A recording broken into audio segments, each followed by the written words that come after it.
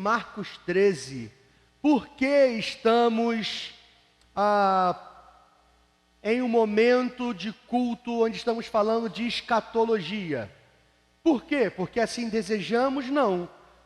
Queremos também, mas não só por isso. Estamos avançando no Evangelho de Marcos, seja na escola bíblica ou nos cultos. O Evangelho de Marcos está sendo exposto. E agora chegamos no capítulo 13. E no capítulo 13, nós chegamos a um sermão chamado Sermão Escatológico de Jesus.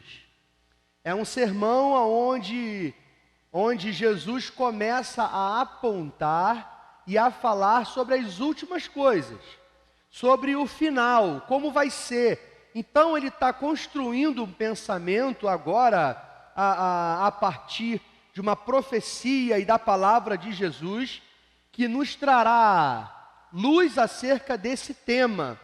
E coincidentemente, entre pessoas tentando impedir o apocalipse e tudo mais, veio bem a calhar. Vamos surfar uma hype, surfar uma onda, sem querer. Mas é bom, porque com certeza você debateu nos últimos anos a questão escatológica, em especial no período da pandemia. E aí na pandemia todo mundo achou que o mundo ia acabar, e aí começamos a estudar quem é o anticristo. O anticristo, o sinal da besta é a vacina, e a gente começou a perder um pouco a noção da realidade. Então é bom pararmos de dizer o que achamos e focarmos na palavra do Senhor acerca do que ela nos diz sobre as últimas coisas. Amém? Amém, irmãos? Não faz isso comigo não, gente. Pelo menos amém para a palavra. A Bíblia é a palavra de Deus, amém? Pelo menos isso, irmãos. Pelo menos. Então nós temos aqui o capítulo 13, que já começamos na quarta-feira e agora pela manhã. Por sinal, eu queria deixar aqui registrado. Felipe, eu vou usar NAA, tá? Esqueci de te avisar. Que a escola bíblica na quarta-feira tem vindo um bom número de pessoas, e eu estou feliz demais porque aqueles que não conseguem vir às quartas-feiras estão vindo pela manhã. Então a EBD de manhã, no caso agora é EBD de fato, né, porque a escola bíblica dominical está cheia, e você pode participar da escola bíblica ou na quarta-feira 19h30 ou no domingo pela manhã 8h30, é o mesmo texto. Se você quiser vir na quarta e no domingo, você só vai ter uma aula de reforço. Não é proibido não, você pode, tá bom? Mas o assunto é o mesmo. Então no capítulo 13 do Evangelho de Marcos, Jesus está já ali dentro do templo. Lembra que no finalzinho do capítulo 12, Jesus começa a trazer algumas lições de dentro do templo. Ele começa a ensinar no templo. Depois ele fica no gasofilácio ali, observando a viúva que deu 2 moedinhas ali e tudo mais. E agora, Jesus está saindo do templo, e nesse processo de sair do templo, há uma conversa entre os discípulos, porque isso está registrado num outro evangelho, se minha cabeça não vai me trair agora, é o evangelho de Mateus. Jesus profetiza a queda do templo. E aí no início do capítulo 13, nós temos ali, muito obrigado, Tatiane, esposa. É porque eu tenho uma lista do que eu preciso dizer quando você vem trazer a água. Eu não posso dizer só irmã Tatiane, o pessoal ficou ofendido. A Ana briga comigo. Eu não posso dizer qualquer coisa. Então é esposa, Tatiane, irmã, varoa, valorosa. Tem que ir, senão os irmãos brigam comigo. Obrigado. E aí eu fui fazer piada e eu esqueci onde eu estava. Então, no início do versículo, ele está profetizou a queda do templo, e na saída os discípulos começam a perguntar. E na saída, é o início do capítulo 13 ali, que foi explicado na quarta-feira, o discípulo começa a falar, mas olha essas pedras, olha isso aqui. Cara, isso aqui é muito bonito, muito grande. E Jesus reafirma a ideia de que ali não ficará pedra sobre pedra. Então, do versículo 1 ao versículo 13, chamamos, não foi inventado, é o termo que é utilizado, de acirrar das dores, aonde há um período que as dores, as dificuldades, elas começam a acirrar, elas se tornam mais comuns, ok? E agora, quando chegamos no versículo 14, ao qual leremos a partir dele nessa manhã, entraremos num outro período chamado de grande tribulação. E aí é onde o filho chora e a mãe não vê. Mas avançaremos nesse texto. Diz assim, o versículo 14, tá? Vou esperar os irmãos abrirem. Tem alguns irmãos folheando ainda, não tem problema. Hoje eu preciso que os irmãos entendam uma coisa. E eu corro o risco de ser chato, no sentido de não poder ir avançando na pregação, assim como comumente acontece. Então eu peço paciência e um coração disposto dos irmãos para que a gente consiga chegar aonde precisamos chegar nessa manhã. Versículo 14 diz assim: quando, pois, vocês virem o abominável da desolação, situado onde não deveria estar, quem lê, entenda. Então os que estiverem na Judéia, fujam para os montes.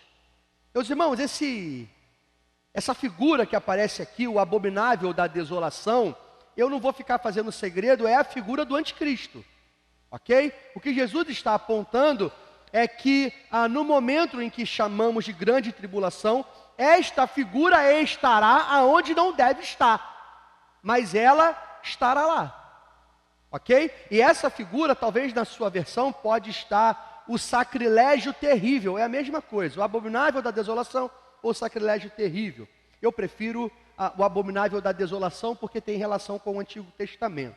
E o texto vai dizendo que quando isso acontecer, quando esta figura assumir o lugar onde ela não deveria estar, nesse momento será necessário fugir para os montes.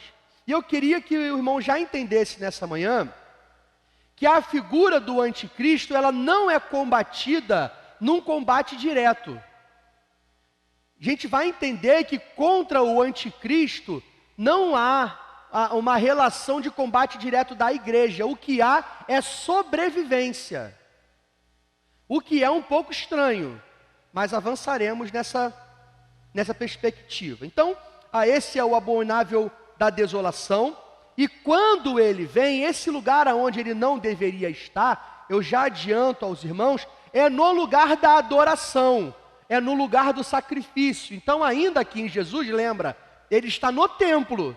Então, a referência ainda estava sendo vinculada ao templo. Então, hoje, se consideramos que o Espírito do Senhor faz morada em nós, você pode replicar isso para algo muito mais pleno, muito mais pulverizado. Contudo, esta é a realidade. O abominável da desolação, ele tomará lugar e profanará o templo do Senhor, o lugar de culto, o lugar de adoração, o lugar da oferta, o lugar santo, o lugar sagrado.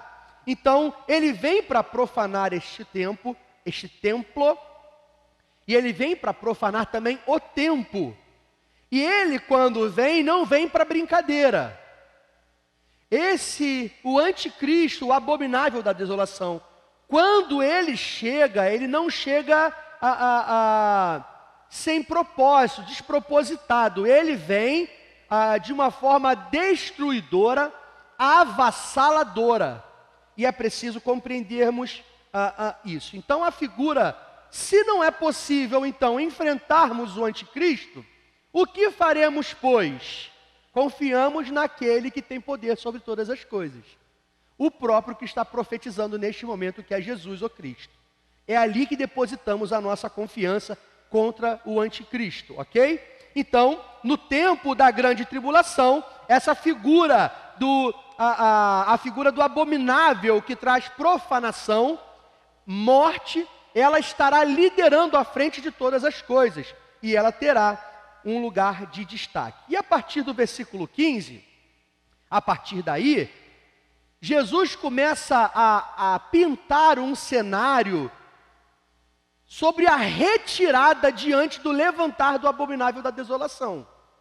Perceba, vai começar uma narrativa que é um paralelo a uma invasão numa guerra, a invasão da cidade, para que o povo fuja. Ele já dá um spoiler no versículo anterior, falando que fujam para os montes. Lembra o que isso significa para o povo?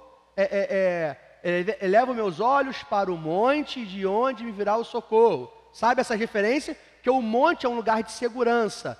O povo de Edom, por exemplo, quando o pessoal invadia a cidade, eles nunca eram mortos, porque eles subiam, que era uma cidade vizinha ali, eles subiam aos montes e se escondiam. Então, um lugar de segurança é no monte, ok? Então, fujam para os montes. Versículo 15. Quem estiver no terraço, não desça, nem entre para tirar da casa alguma coisa. Então, tenha em mente, meu irmão, a seguinte figura. Um terrível exército está se aproximando, sitiou a cidade. Isso causa uma tensão. E de repente, essa proteção que havia na cidade, essa barreira, ela é transposta por esse exército, e o exército começa a invadir a cidade. A coisa vai ficar feia. E eu não sei se você tem a noção, quando há invasão de um exército a uma cidade, o que tem ali é morte, é atrocidade, é estupro, é tudo de ruim que acontece ali, acontece nas ruas da cidade. Então tenha em mente esta cena, é este paralelo que Jesus está trazendo. Eles vão profanar o templo, vão estuprar, eles vão assassinar, eles vão pilhar, tudo de terrível vai acontecer. Então, se você está no telhado da sua casa, quando a guerra estourar e chegar aos seus portões, não desce para pegar capa, para pegar bordão, não desce para pegar nada. Você sai do telhado mesmo correndo. Eu não sei se você já teve a oportunidade de assistir alguns filmes. A área urbana das cidades, as casas eram muito agarradinhas umas com as outras. Não muito diferente de como é hoje nas nossas comunidades. A grande referência que tem é que dava para você ir correndo por cima dos telhados. Você já viu um filme assim, com certeza. Enquanto a guarda vem perseguindo alguém e o cara vai pelo telhado pulando de casa em casa. De repente, no Príncipe da Pérsia, você já viu isso, no filme Aladim, você já viu isso, e até o cenário é um pouco semelhante ao que era na época. Então você vai do telhado fugindo, porque o exército na rua não vai te pegar. Foge pelo telhado, agora é hora de fugir, não é hora de combater, é a hora de sobreviver. Esta é a perspectiva. Então, diante da tribulação, não há tempo para nos apegarmos a coisas. Olha a referência, durante a grande tribulação, o nosso apego por coisas nos levará à morte. E precisa ser ligado, então, o modo sobrevivência. E assim será com a igreja. A igreja ligará o modo sobrevivência. Versículo 16.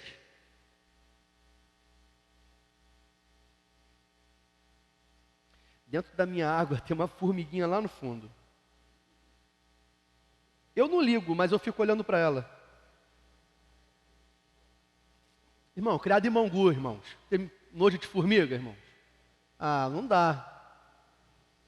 Versículo 16. Irmãos, eu ia para as festas que tinha na praça sem dinheiro. Eu fazia amizade com o pessoal que vendia água.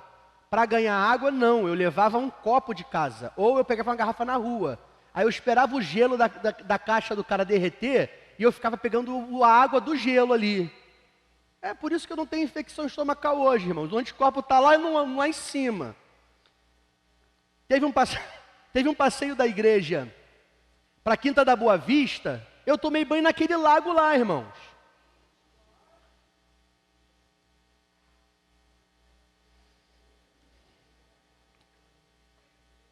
E é verdade, não estou mentindo não.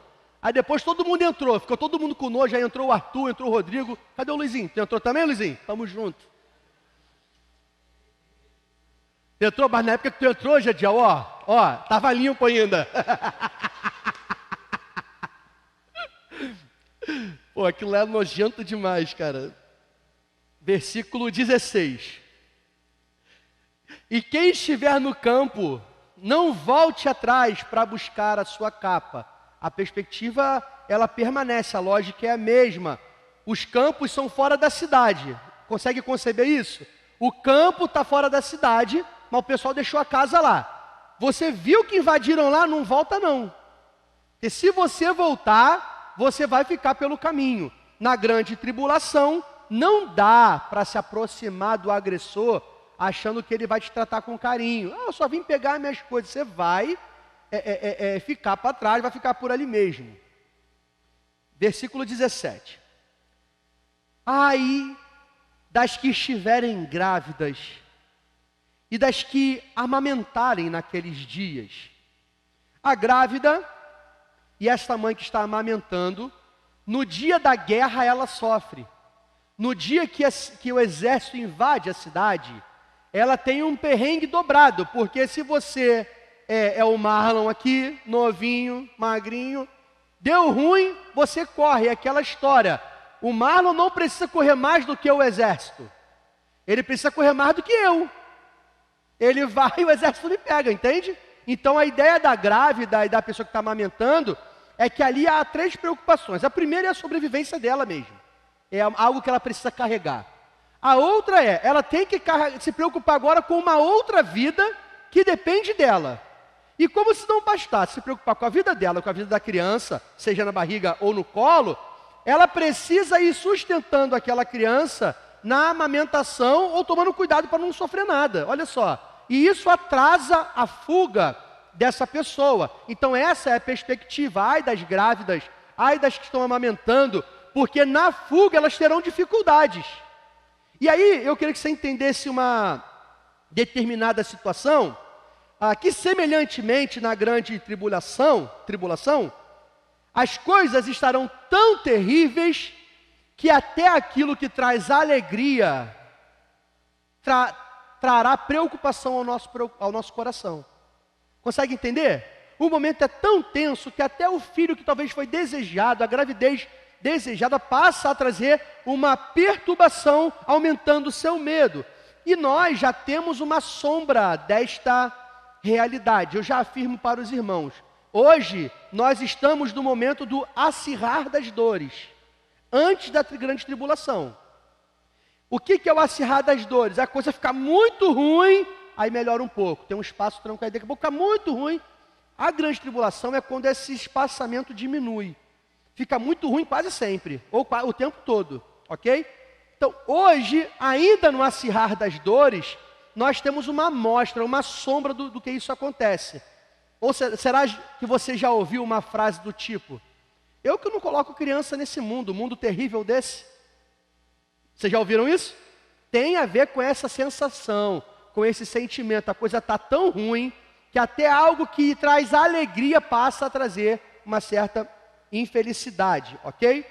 Versículo 18. Orem para que isso não aconteça no inverno. Porque no inverno, lá, naquele período, naquela região, o inverno não é como aqui não, irmãos, onde não chove, onde tudo é muito bem definidinho, as estações. Lá, quando chega no inverno, estamos falando de a chuva e possivelmente neve. Também neva ali no norte, para o norte de Israel, a coisa fica ruim também ali, muito frio, possivelmente neve, chuva. E quando esses eventos meteorológicos acontecem naquele período, você tem dificuldade de atravessar os rios, porque eles são alargados. Isso dificulta a movimentação, fora a possibilidade de morrer numa ação do tempo ali e tudo mais. Então, perceba comigo, Jesus está apresentando um cenário apocalíptico para dizer que nesse período, para fugir, para sobreviver, nós teremos grandes dificuldades. É o que está apresentando. 19. Porque aqueles dias serão de tamanha tribulação, como nunca houve desde o princípio do mundo criado por Deus até agora, e nunca jamais haverá.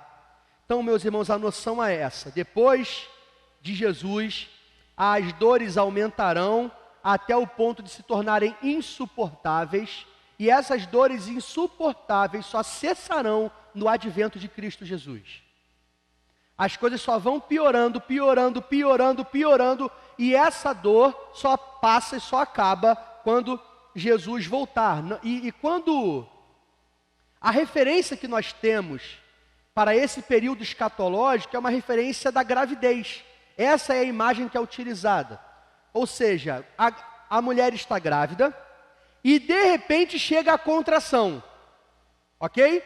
Esse momento onde as contrações começam é semelhante ao período do acirrar das dores. A contração vem, parece que vai acontecer um negócio muito terrível, daqui a pouco a contração passa. E parece que não aconteceu nada, a vida continua. Não é assim que funciona? Normalmente não é assim? Mulheres, por favor, me ajudem. Gente, vocês estão com medo do apocalipse? O que está acontecendo? Está todo mundo tenso. Então começa aquela contração, para. E você segue vida normal. Daqui a pouco vem aquela contração de novo, para. São dores terríveis, porém espaçadas. Só que o tempo vai passando e chega no momento em que as contrações ficam próximas uma das outras, não é isso? E aí a dor vem, a dor quase não vai embora, já vem de novo. Aqui é a grande tribulação, essa é a referência. E aquela dor absurda da grávida só passa quando Jesus voltou. Essa é a referência. É literalmente esse paralelo que o texto está traçando com as dores aqui, é comparado com as dores do parto, ok? Então, o templo já havia sido profanado anteriormente. Eu já vou falar sobre isso. Porém, o texto está dizendo que uma profanação como a última nunca existiu, jamais vai existir. Então entenda que, eu vou falar mais sobre isso daqui a pouco, que as profecias, elas são relidas. Elas são recolocadas até que ela aconteça, se concretize de forma plena, ok? Eu já vou falar mais sobre isso. Então essa profanação não se compara com a última que acontecerá. E aqui existe na palavra de Jesus uma referência, eu já estou dando esse spoiler, a uma profanação no templo que já aconteceu. Ele faz referência a uma profanação que acontecerá brevemente e está fazendo também uma referência a uma profanação que acontecerá plenamente no grande dia, no dia do anticristo. Ok? Já eu explico mais sobre isso. Versículo 20.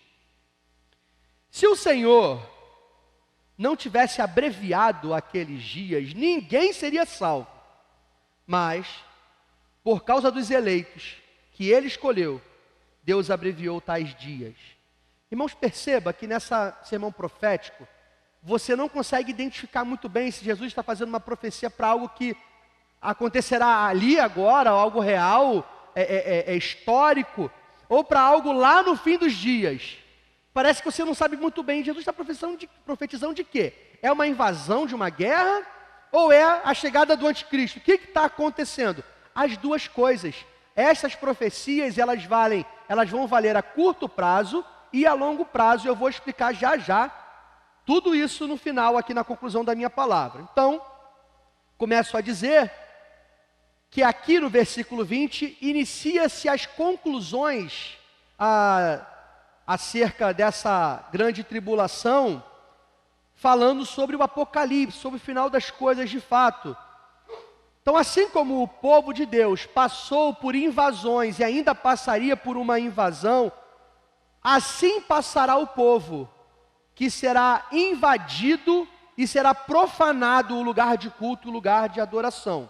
Então esse versículo 20 é muito importante, porque ele deixa claro que os crentes passarão pela grande tribulação.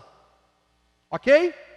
Olha a referência às guerras, teve guerra, ainda vai ter a guerra, e no grande dia essa mesma referência permanece. O crente, a igreja, passará pela grande tribulação. O texto está falando dos eleitos, o tempo será abreviado por causa dos eleitos. Então, sendo assim, não se iludam com teologias que apontam para um arrebatamento secreto. quem aqui foi desvirtuado pelo filme Deixados para Trás? Levanta a mão, por favor. Quem já viu Deixados para Trás? Ah, não é possível, gente, que só pouca gente assim viu. Confessa, gente, quem viu, levanta a mão aí, por favor. Ah, agora ficou mais honesto. Obrigado, gente. Não haverá um arrebatamento secreto, irmãos. A Bíblia não apresenta isso e deixa claro que a igreja estará sofrendo no momento em que o anticristo for levantado. A igreja, a teologia, algumas vão dizer dessa seguinte maneira: tem um acirrar das dores, esse momento agora. Aí acontecerá um arrebatamento secreto. Jesus volta, tem um arrebatamento, mas ainda não voltou. É uma volta mais ou menos. Ele volta, mas desvolta para aguardar depois do grande dia. E é nesse tempo, para eles, não é o que eu estou ensinando, ok? Para eles a igreja será levada embora. E a grande tribulação é só para quem não é crente. E o mais esquisito, e aí eu estou sendo até usando uma linguagem jocosa, o mais esquisito é que eles dizem que haverá conversão, mesmo com a ausência do Espírito Santo. O que é uma clara agressão ao texto bíblico. Só há conversão pela ação do Espírito Santo. É dom de Deus. É algo que acontece pela ação do Espírito Santo. E não é mérito humano. Então, definitivamente, meus irmãos, o arrebatamento acontecerá e logo depois o juízo final e o julgamento, irmãos. E logo depois a eternidade para aqueles que tiverem chamado o seu nome. E é assim que nós cremos, e assim para mim o texto é muito claro ao apresentar isso. Então não haverá o arrebatamento secreto, seremos arrebatados ali para o grande dia do Senhor, e todo olho verá tudo isso acontecendo, ok? Isso é interessante, a igreja será exposta ao anticristo. Versículo 20 ao 23, encerrando o texto bíblico, a perícope de hoje. Então, olha só como o texto muda a narrativa. Ele vem trazendo um cenário apocalíptico, de uma invasão, aí agora ele muda o tom da pregação do sermão. Então, se alguém disser a vocês, olhem, aqui está o Cristo, ou olhem ali está ele, não acreditem, porque surgirão falsos cristos e falsos profetas, operando sinais e prodígios para enganar, se possível, os próprios eleitos. Estejam de sobreaviso. Tudo isso tenho predito a vocês. Amém. Louvado seja o Senhor pela sua palavra. Irmãos, eu quero que você entenda que a figura do anticristo, do abominável da desolação, ela é esta figura emblemática. Existirá o anticristo. Mas o texto bíblico nos apresenta que de forma prévia a isso aparecerão anticristos, ou anticristos. É como se fosse protótipo do bicho ruim que vem depois, entende? E esses protótipos vão iludindo a gente também. E se a gente está caindo para esses falsos profetas, imagine o anticristo, irmão.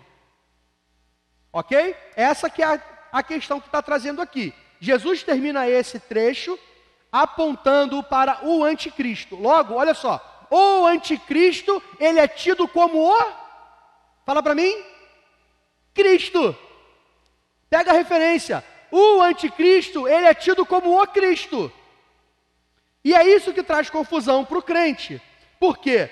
Jesus está construindo aqui a figura do anticristo, só se nós desenharmos a figura do anticristo, o que parece que está desenhado? O próprio Cristo. Olha o problema. Porque o que está dizendo aqui, que o anticristo vai trazer e se apresentar, e assim como os falsos profetas, eles estarão operando sinais e prodígios. O que o evangelho de Marcos está dizendo que Jesus fez o tempo todo? Sinais e prodígios. Porque uma da características mais forte do capeta logo do anticristo também, é a usurpação. De querer tomar para si aquilo que pertence ao Senhor. Então a característica para identificarmos o anticristo é aqueles que querem apresentar as mesmas características do Cristo. E esses apresentarão sinais e maravilhas, coisas miraculosas. Aí você pensa, eu não vou me iludir. Eu não. Pode ser o crente fulano, o irmão fulano com certeza anticristo vai levar. Eu não vou. E aí a gente começa a pensar. O fato é que muitos irão se iludir, porque eles se assemelham ao Cristo. Vai me iludir porque está pintada a figura do Cristo. Vai me fazer eu me apaixonar, porque são características apaixonáveis, encantadoras.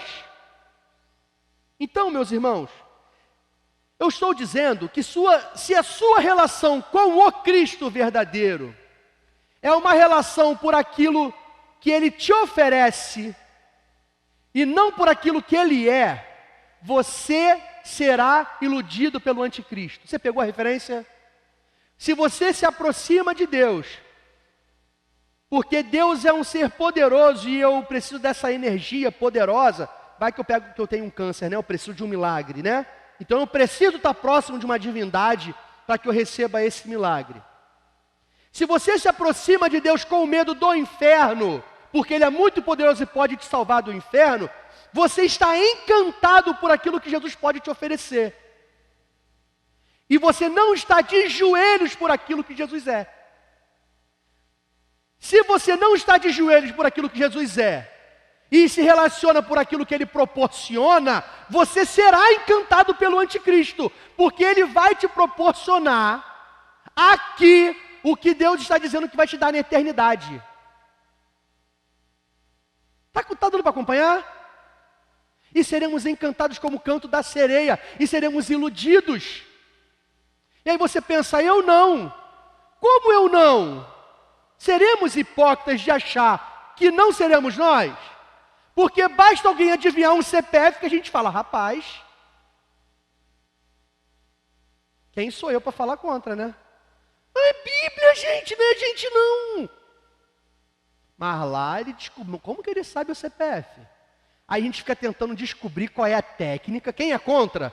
Fica tentando descobrir qual é a técnica que ele usou para descobrir o CPF. Irmão, pode ser que não tenha técnica. Pode ser um anticristo, um falso profeta, já pensou nisso? Que apresenta sinais e maravilhas, mas lá tem pastor, lá muita gente é curado, não pode, aquilo com certeza Deus está ali. Quem te falou? Porque Jesus está dizendo o contrário.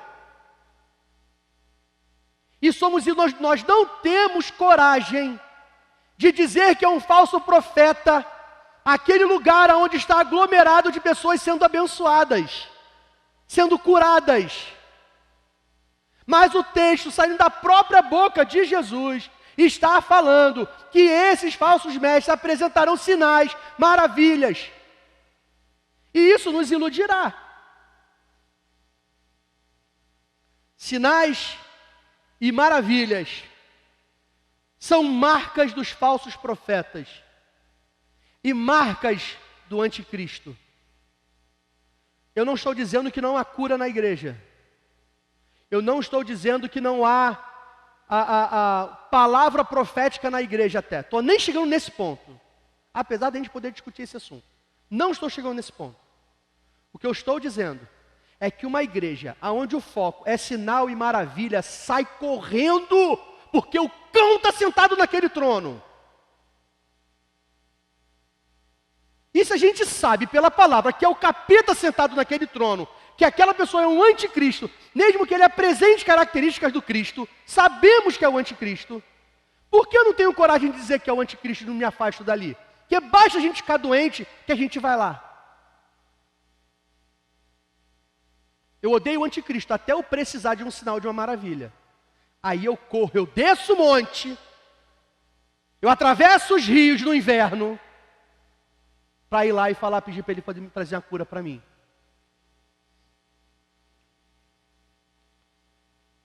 Então, alguns dirão que esse texto aqui, esse finalzinho, é a prova de que um eleito perde a salvação.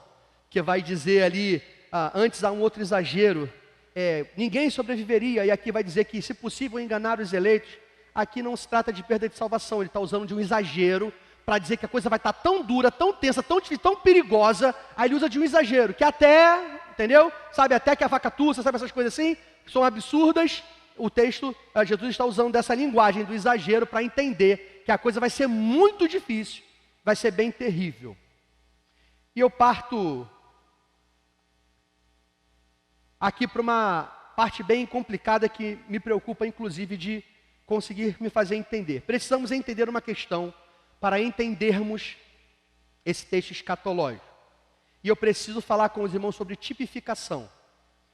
Para entendermos o que esse texto significa a curto e a longo prazo, precisamos entender sobre um tipo, tipificação. O que é um tipo? Tipo são características que você junta e forma um tipo. Quer ver uma coisa que está na moda na internet? O heterotop. O que é o heterotop?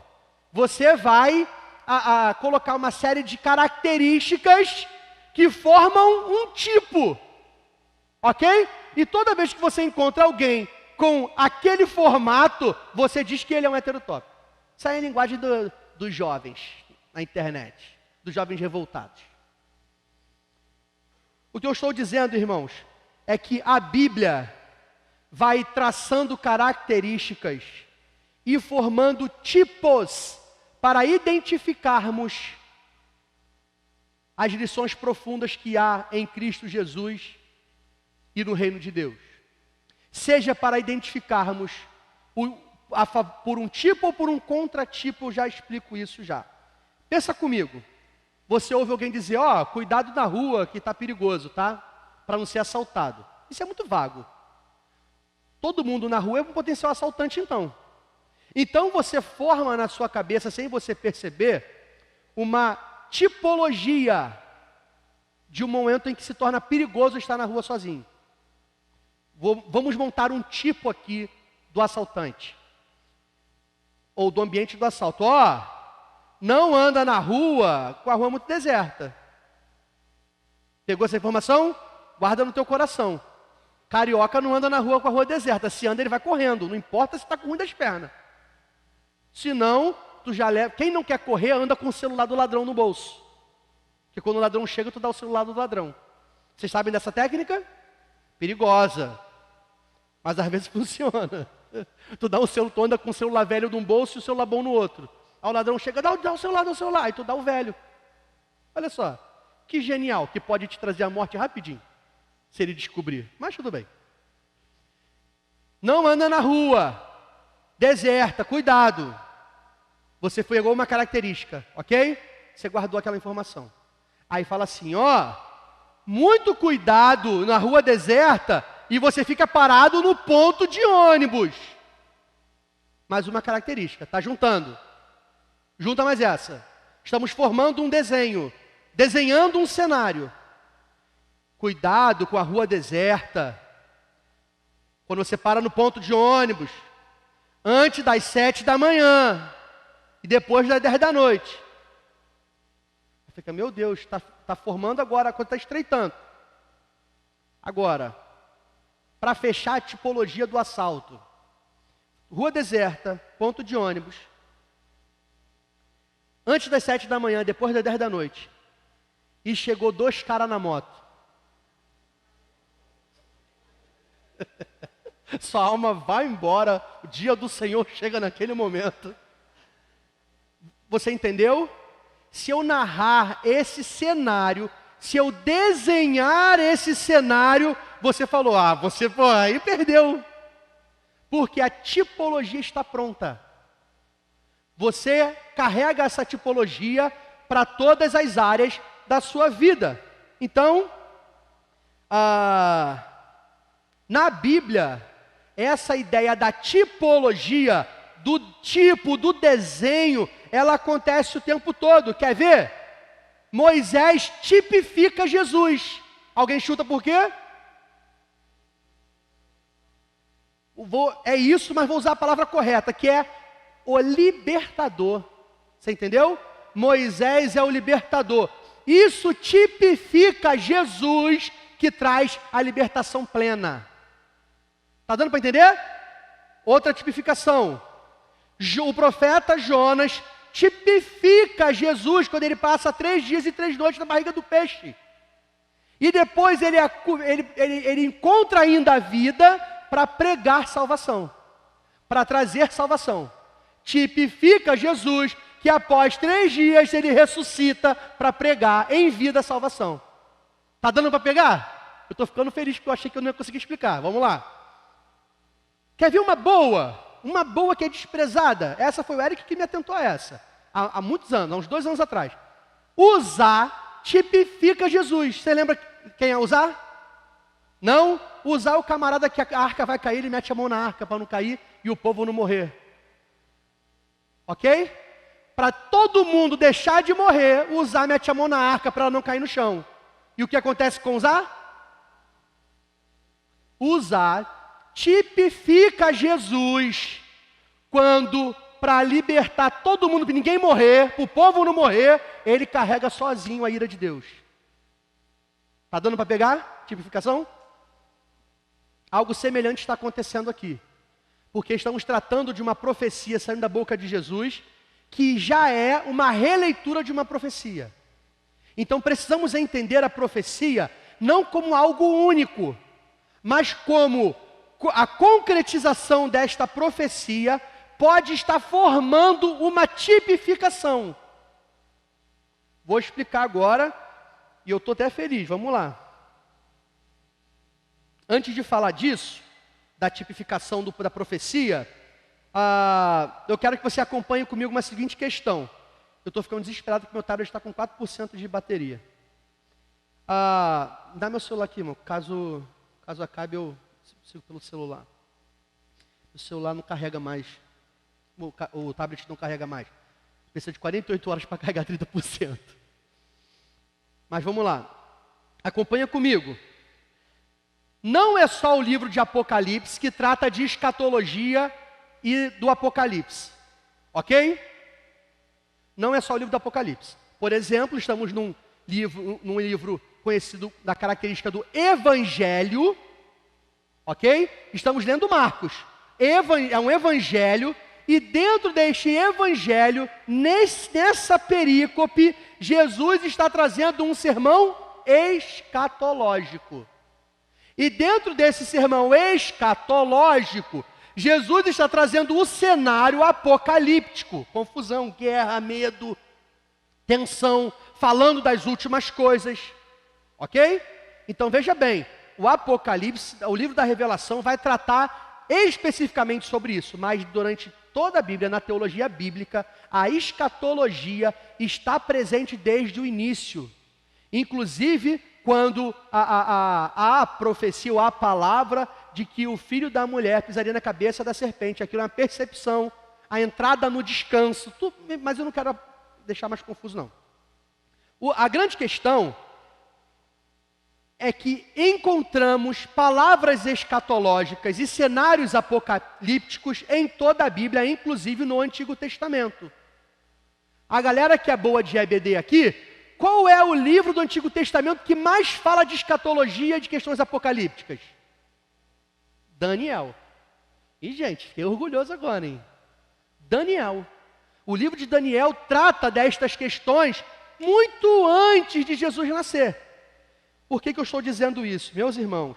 Porque o termo, o sacrilégio terrível ou o abominável da desolação, ele aparece em Daniel.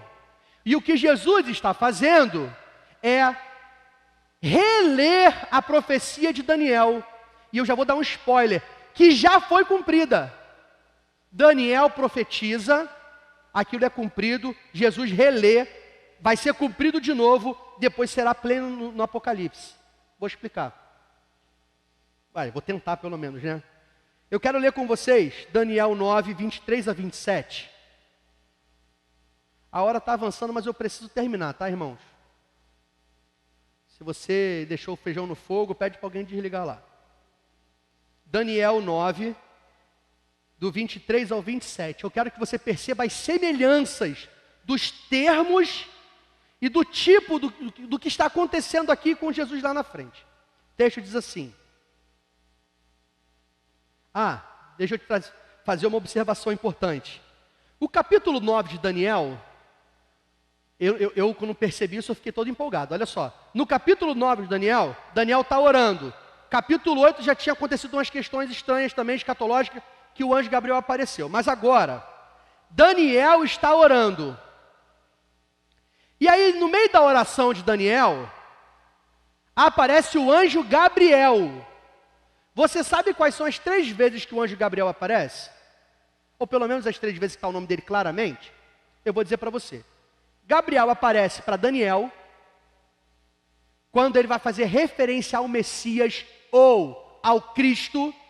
Daniel aparece para anunciar o Cristo para Daniel. Um tempão depois, Gabriel aparece para Zacarias, para falar de João Batista. João Batista que prepararia o caminho para o Cristo.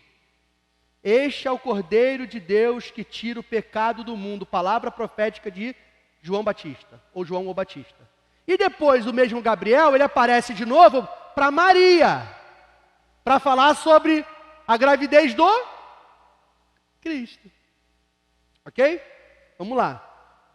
Eu já fico todo empolgado, entendeu? Gabriel, capítulo 9 de Daniel, falando do Cristo, do Messias. E Jesus, que é o Messias, está fazendo referência ao capítulo 9 de Daniel. Por isso, inclusive, que está no texto ali, lá no início. Quem lê, entenda. Enfim, vamos lá. Versículo 23 ao 27. Quando você começou a fazer as suas súplicas, foi dada uma ordem, e eu vim para explicar tudo a você, porque Deus o ama muito. Portanto, preste atenção à mensagem e entenda a visão. Isso é Gabriel falando, tá? Vai explicar a visão de Daniel. 70 semanas estão determinadas para o seu povo e para a sua santa cidade, para acabar com a transgressão. Olha a tipificação daquilo que vai ser na eternidade. Formando, como será no céu, não tem transgressão, e continua. Para dar fim aos pecados, parece o quê? A eternidade. Para expiar a iniquidade, para trazer a justiça eterna, para selar a visão e a profecia, e para ungir o santo dos santos. Versículo 25. Saiba e entenda isto. Desde que foi dada a ordem para restaurar e para edificar Jerusalém, até a vinda do ungido, esta é uma profecia curta ali. Vocês vão restaurar a Jerusalém até a vinda do ungido. Ungido, untado, Messias, Cristo, a mesma coisa. Que é o texto que nós lemos. O templo será restaurado até a chegada do Messias. O príncipe haverá 7 semanas e 72 semanas. As ruas e as muralhas serão reconstruídas, mas será um tempo de muita angústia. Depois das 70... Desligou meu tablet.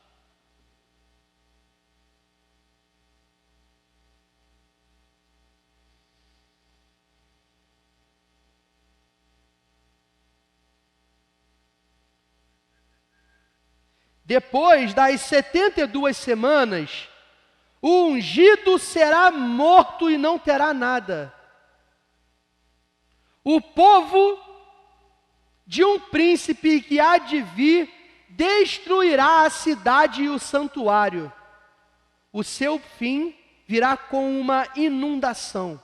Até o fim haverá guerra e desolações foram determinadas. Agora, olha só, ele fará firme aliança com muitos por uma semana. Na metade da semana, fará cessar o sacrifício, falando do anticristo, e a oferta dos cereais. Sobre a asa das abominações virá aquele que causa desolação, até que a destruição que está determinada seja derramada sobre ele. Essa referência do abominável da desolação aparece mais 2 vezes em Daniel, no capítulo 11, versículo 31, e no capítulo 12, versículo 11. Essa profecia de Daniel, sendo explicada por Daniel, aquele que anuncia o Cristo, aquele que vem atuar para apresentar o Cristo. Esta profecia se assemelha a alguma outra que a gente acabou de ler?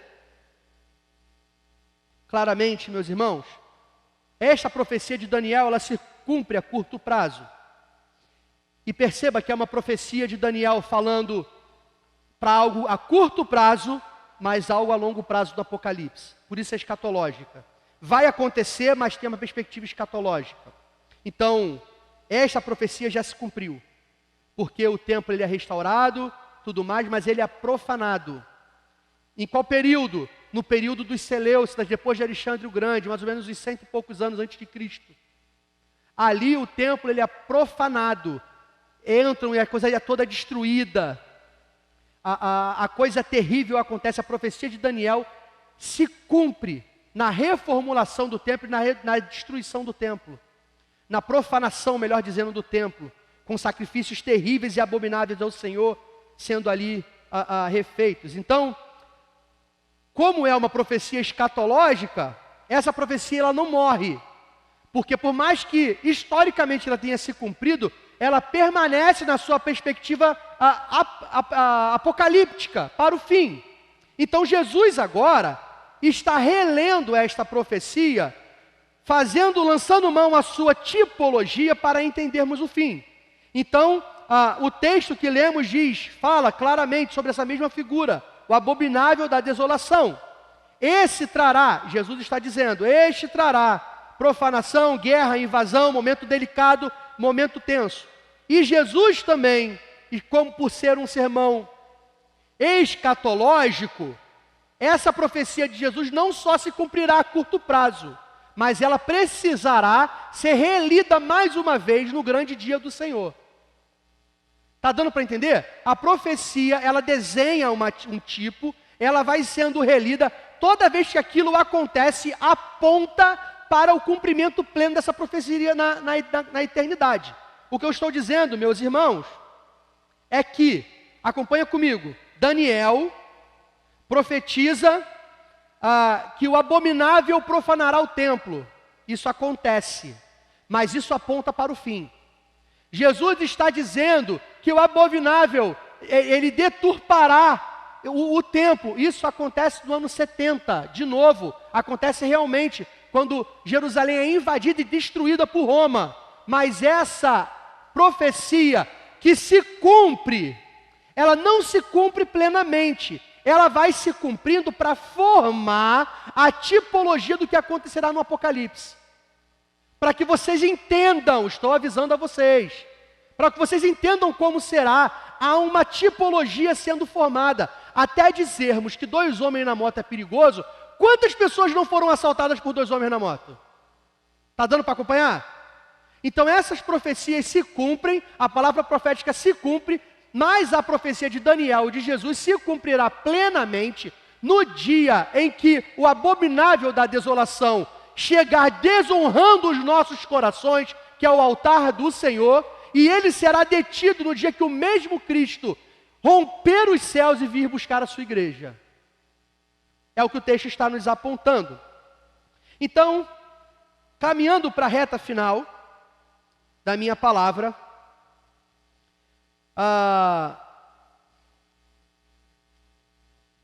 vou pular isso aqui. Eu quero fechar esse texto trazendo a palavra apostólica sobre o assunto. Porque o Novo Testamento, depois ali de Jesus, Paulo está tratando do assunto do abominável da desolação. Com quem? Com os Tessalonicenses. Meus irmãos, ali na igreja de Tessalônica, uma igreja, uma das primeiras igrejas a se formarem fora ali de Jerusalém, no ambiente da Ásia Menor, essa igreja passou um camarada lá dizendo que Jesus tinha voltado. Passou um camarada, ou mandou uma carta para a igreja dos Tessalonicenses, dizendo que o Cristo havia voltado. Então Paulo está escrevendo na sua segunda carta para falar sobre as últimas coisas. E em 2 Tessalonicenses 2, 2 e 3, acredito que seja o suficiente para a gente entender, eu vou ler do 1 ao 3, diz assim: irmãos, no que diz respeito à vinda do nosso Senhor Jesus Cristo e a nossa reunião com Ele, ou seja, quando Ele nos chamar, pedimos que vocês não se deixem demover ou convencer ou ser levado facilmente de seu modo. Vou ler o 2 de novo. Pedimos que vocês não se deixem demover facilmente do seu modo de pensar, nem fiquem perturbados, quer por espírito, quer por palavra, quer por carta, como se procedesse de nós, dando a entender que o dia do Senhor já chegou.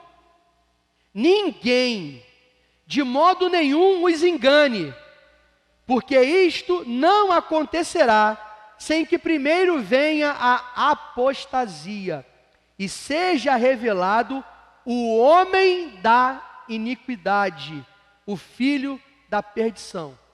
O que Paulo está dizendo é que não tem volta de Cristo, nem arrebatamento secreto, nem arrebatamento em espírito, não há antes que seja levantado o homem da iniquidade, ou o abominável da desolação, aquele que enganará a muitos por meio de sinais e maravilhas, e muitos dirão que ele é o anticristo, mas pela sua tipologia entendemos que na verdade se trata do anticristo, aquele que vem para roubar os nossos corações e prostituir a nossa adoração.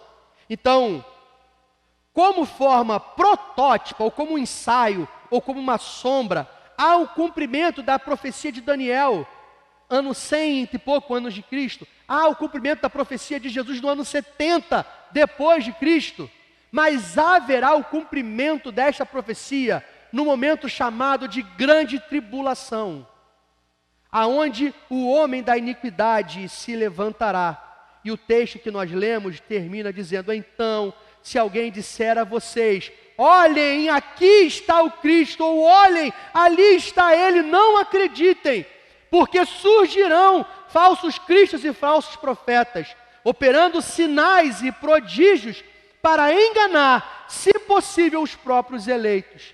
Estejam de sobreaviso, tudo isso tenho predito a vocês. Irmãos, o terrível dia chegará, e a igreja do Senhor estará lá, e terá que fugir para os montes. Mas a nossa confiança não está em sinais e prodígios. A nossa confiança não está nas maravilhas que se mostram em nossos olhos. A nossa confiança está, mesmo batendo em retirada, mesmo com medo da morte, a nossa confiança está em Jesus, aquele que cremos que é o Cristo verdadeiro. E esse, enquanto reinar o homem da iniquidade, um dia romperá os céus, todo olho verá e toda língua confessará, todo joelho se dobrará diante dele. E o homem da iniquidade não prevalece contra o Cristo ungido do Senhor. E é por ele, no nome dele e pela boca dele que seremos chamados para morarmos na eternidade com ele, gozando assim de justiça, de paz no próprio Senhor. Que isso queime os nossos corações. Os dias terríveis estão chegando. As dores se acirram, mas a nossa confiança permanece no Cristo, que reinará eternamente. Amém.